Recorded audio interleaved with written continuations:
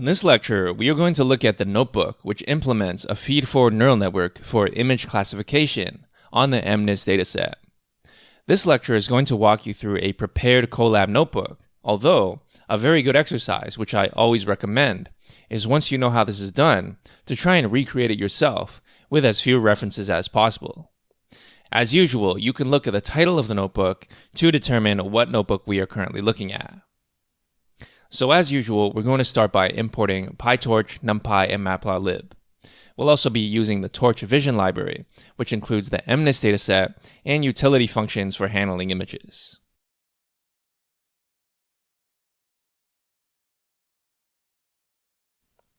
We'll start by downloading the train data, which happens when we call the torchvision.datasets.mnist function for the first time. Let's go through each of these arguments one by one so you understand them. First, we have the root argument, where we specify the file path we want to download the data to. In this case, we're going to download the data to the local directory. Next, we set train equal to true, which indicates that this function will return the train dataset. Next, we set transform to transforms.toTensor, which is an operation from the Torch Vision library that does some useful preprocessing for us. This way, everything we want to do to the data happens inside this function. We'll see later how we can make even more sophisticated use of the transform argument. Finally, we have the download argument, which tells PyTorch to download the data. From the printout, we can see that, in fact, 4 files are downloaded. If you read it carefully, you can deduce that these are the train inputs, the train labels, the test inputs, and the test labels. You can also see that they've been downloaded to the folder mnist/raw.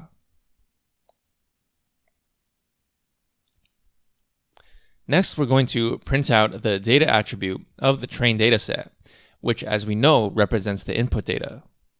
Really, what we want to do is make sure what we're seeing makes sense. So what we can see is that this appears to be a 3-dimensional array of a bunch of zeros. It also has dtype equal to torch.uint8. Does this make sense? In fact, it does. There are, of course, some non-zero values in the dataset, but we can't see them because a large percentage of each image in the MNIST dataset is black. Only the digits themselves are non-black, and those take up a tiny part of the image. So it's not surprising that if we print out all the values near the edges of the image, that they would be all zero. We can verify this by checking the maximum value in the tensor, which is, as expected, 255. Next, we can check the shape of the tensor, which is 60,000 by 28 by 28, as I mentioned earlier. Finally, we can print the targets attribute, which returns a one-dimensional tensor of integers, which appear to be between 0 and 9, as expected.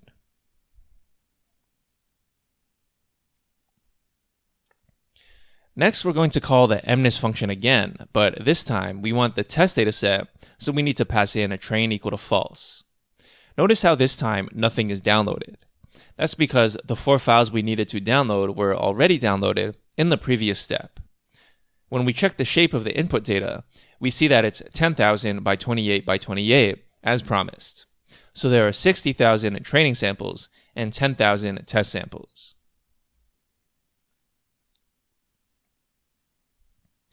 Now that we have our data, it's time to build our model. As you can see, it's exactly as I've specified in the earlier lectures. We have a linear layer, followed by a ReLU, followed by another linear layer, all wrapped in a sequential.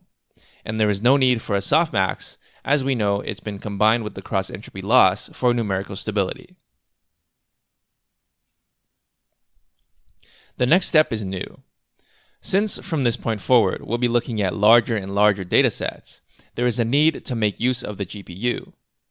We know that GPUs are useful for speeding up deep learning because while they were originally built for gaming, a lot of the matrix algebra that happens in physics engines is the same as the matrix algebra that happens in deep learning. So we can make use of gaming technology to speed up deep learning computations. So basically, if you have a GPU available, it will be called CUDA:0, So what we're doing here is checking if that string is in the list of available devices. If it is, we'll set that to be the device, and if it's not, we'll set the device to be the string CPU. Next, and this is important, we call model.toDevice. This transfers all the parameters of our model to the GPU. You can picture your RAM and your GPU as being two different physical spaces, which they are, and in order to do any computation, like multiplying or adding, all the numbers we want to compute on have to be on the same device. So whenever we want to calculate the output of our model, both the model's parameters and the input data have to be on either the GPU or on the main RAM, but we can't have one set of numbers on one device and another set of numbers on the other device.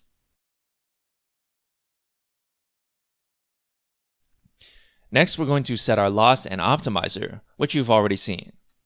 Note that this is our new loss, the cross-entropy loss, meant for multiple categories.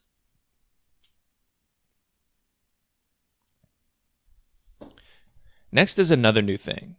We're going to create generators, which will allow us to loop through each batch of data as we iterate through each epoch. These are called data loaders in PyTorch. For the input arguments, we specify the data arrays, which are the train dataset and test dataset variables. We specify the batch size, and we specify whether or not to shuffle the data. You'll notice that we shuffle the training data, but not the test data.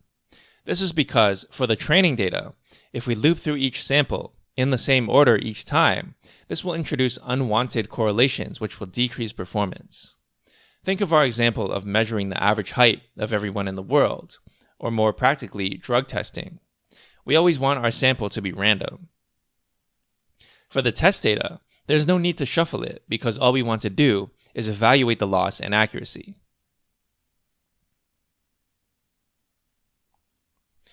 Next, we have a little snippet of code just to test how the data loader works. As mentioned, it's a generator, so we can do a for loop over it. For this data loader, I'm going to set the batch size to 1, and I'm going to print out not just the shape of the data we get on each iteration, but also the data itself. We can see something interesting if we look at the data, which is that the data now ranges from 0 to 1 instead of from 0 to 255. This is kind of unintuitive at first because you might think, why was it that when we printed the data earlier, it was 0 to 255, but only when we use the data loader does it become 0 to 1? This seems strange because it seems like the data loader object should be generic. It can generate data from any kind of dataset that you pass in. In fact, the normalization comes from the toTensor function we passed in earlier to the MNIS function.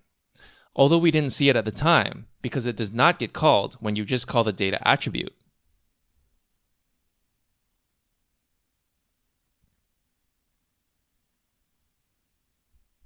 So in the next line, we can see what happens if we call the transform function manually on the data. The max is 1 as expected.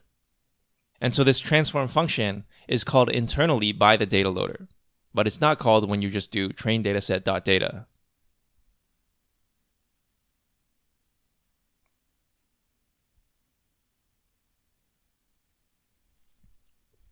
Next, we're going to train our model.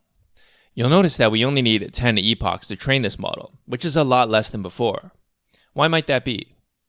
If you think about it, this goes back to the theory behind a batch gradient descent. As you recall, a batch is a representative sample of the entire dataset. In other words, doing batch gradient descent on a single batch is like doing gradient descent on the entire dataset, but much faster, since we're only looking at a small subset of the data. And keep in mind that the total number of iterations is still very high because we have 60,000 data points to loop over. In fact, some datasets are so large that we only do a single epoch over the entire dataset. So that's why the total number of epochs is small here. It looks small, but we're actually still doing a pretty large number of gradient descent steps in total. Now I hope that you recognize most of the elements of this loop at this point. As mentioned, we'll be looking at more or less the same thing for each example throughout the course. So what's different? First, we have two nested loops, one over the epochs and one over the train loader. Before we go into the inner loop, we first need to create an empty list to store the train loss. We want the loss per epoch, but what we actually get is the loss per batch. So let's just store the losses for each batch and then deal with them at the end. Alternatively, you could just plot the loss per batch instead of the loss per epoch. Next, we enter the inner loop through the train loader. The first thing we do in this loop is to transfer the data to the GPU. As you recall, our model parameters are already on the GPU, and if we want to do any computation between the model and the data, both have to be on the GPU. Next, we're going to reshape the data to be n by d, where d is 784 and n is the batch size. Note that for flexibility, we can specify the first argument as -1, which tells PyTorch to just assign whatever value is appropriate for the data we're given. This works the same in NumPy if you want to try it out.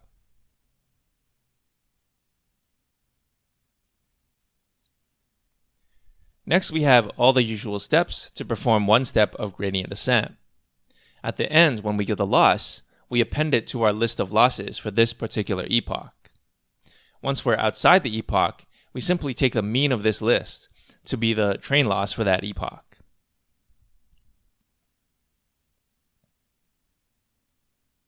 As noted, this is a little misleading.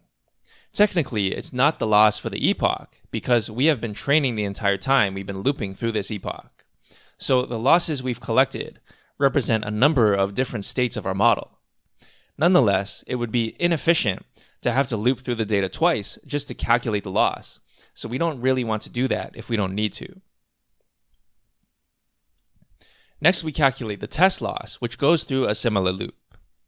Remember that we can't calculate the test loss all at once, because it may not fit into memory if our dataset is too large. This loop has all the same steps as the train loop, except for the backward and optimizer steps. Finally, at the end of the outer loop, we store the losses we collected and print them out.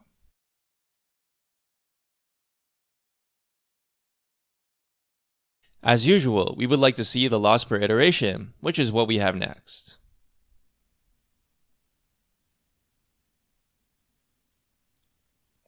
The next step is to calculate the accuracy.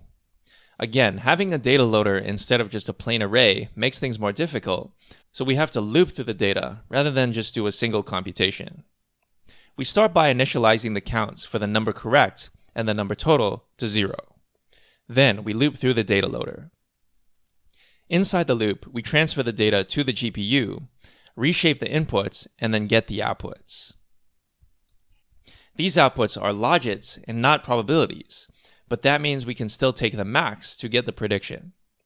We call torch.max over axis 1, which means that we take the max over the columns, and this returns both the maximum value in each row and the corresponding indices. We only want the indices, since that corresponds to the classes. So the first thing returned from this function would be the maximum value, and the second thing returned from this function would be the index.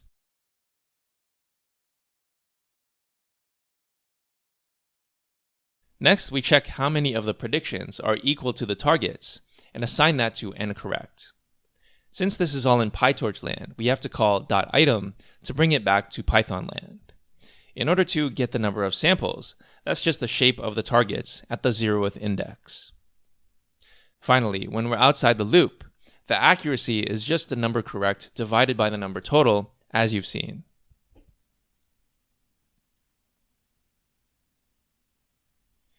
Next, we do the same thing for the test accuracy, and when we're done, we print the train accuracy and the test accuracy. As you can see, we do pretty well.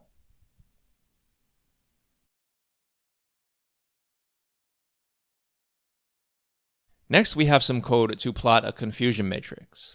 This code is outside the scope of this course, so you don't have to worry about understanding it. Just knowing what a confusion matrix is what I want you to focus on.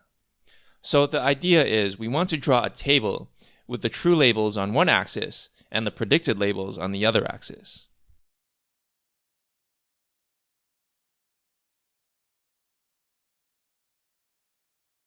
So in this next block of code, we have a loop similar to the above where we make predictions, but now we just store them in NumPy arrays instead of calculating the accuracy. So you see here we use concatenate rather than summing. And at the end, we call our confusion matrix function.